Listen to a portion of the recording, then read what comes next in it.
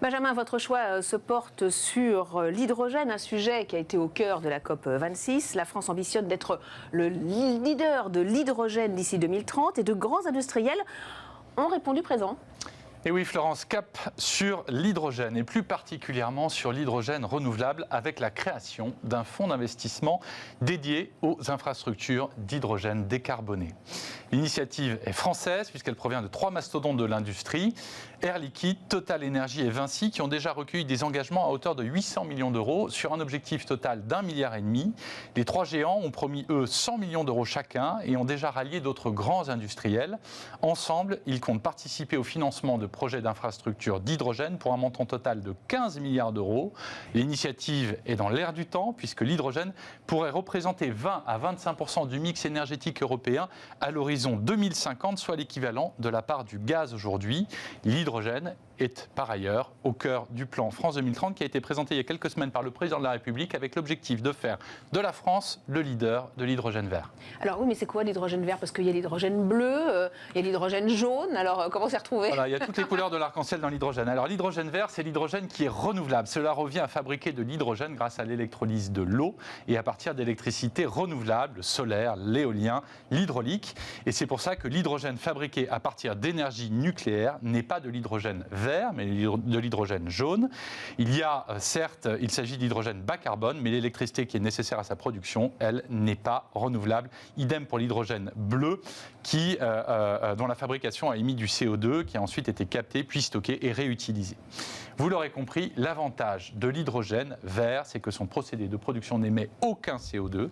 Et nous avons en France le potentiel pour devenir le leader de l'hydrogène vert avec des industriels et des startups. Après EDF, voilà HDF pour Hydrogène de France et certains projets sont déjà sur la table, comme celui d'une centrale en Guyane qui n'émet que de l'électricité et de la vapeur d'eau. Bon, alors très concrètement, comment est-ce qu'on peut produire de l'hydrogène vert ?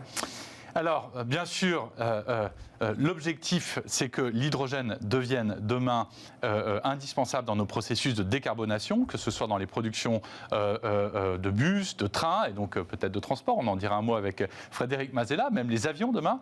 L'hydrogène fait partie des solutions que nous avons pour arriver à l'objectif du zéro émission net d'ici 2050, le fameux zéro net emission. Pour limiter le réchauffement climatique, il a été beaucoup discuté cette semaine.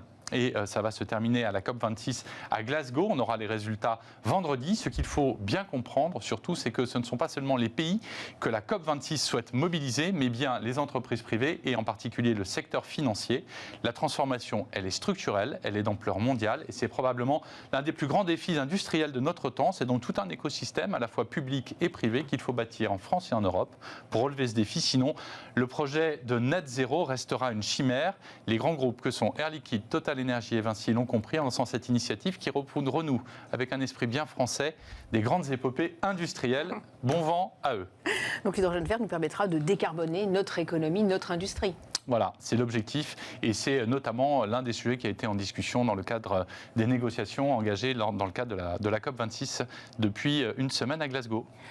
Frédéric Mazella, qu'est-ce que vous en pensez, vous, de justement cette initiative concernant l'hydrogène vert? On en parle aussi pas mal dans le secteur de l'automobile. Oui, de manière générale, tout ce qui peut produire de l'énergie en ne prenant pas de ressources fossiles pour les émettre dans l'atmosphère est bon à prendre. Parce que là, on est dans une situation où il faut juste...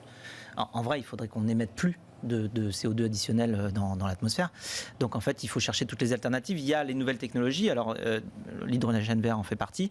Et pour l'automobile, effectivement, ce sera important puisque c'est aujourd'hui, on n'a pas encore un parc installé de véhicules propulsés à l'hydrogène qui soit important. Enfin, il est tout petit pour l'instant et ça peut grandir et ça peut venir remplacer les émissions des moteurs thermiques qui prennent des ressources fossiles. Est-ce que ça sera une meilleure initiative? Est-ce que ce sera une meilleure initiative, par exemple, que la voiture électrique, où on commence déjà à s'interroger sur, de toute manière, sur les batteries? Elle marche quand même électrique. Enfin, je veux dire, il y a un moment, ça se passe par l'électrique. C'est juste une manière différente d'aller générer l'énergie de départ. C'est-à-dire que voilà, c'est l'hydrogène qui va produire l'énergie électrique pour faire marcher la voiture.